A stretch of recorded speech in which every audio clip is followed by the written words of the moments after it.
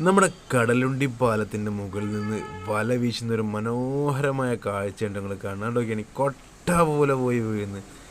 ഇവിടെ ഒരുപാട് ആളുകൾ വല വീശുന്നുണ്ട് കേട്ടോ. അപ്പോൾ ഇന്ന് ഞാൻ അതിലൂടെ യാദൃശ്ചികമായിട്ടൊന്ന് കോഴിക്കോട്ടേക്ക് പോകുമ്പോൾ കണ്ട ഒരു രംഗമാണ് കേട്ടോ. പല ആളുകളും വീഴുന്നുണ്ട്. വീണെന്ന് നമ്മൾ പറയാം, വീശുന്നുണ്ട്. നല്ല മീനും കിട്ടും.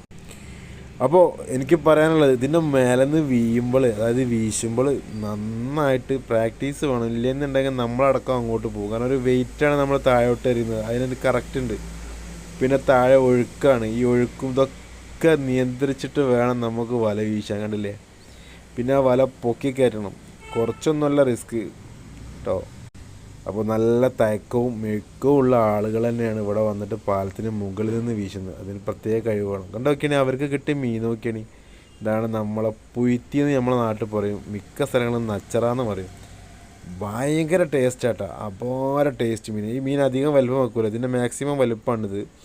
അടിപൊളി ടേസ്റ്റ് മീനാണ്.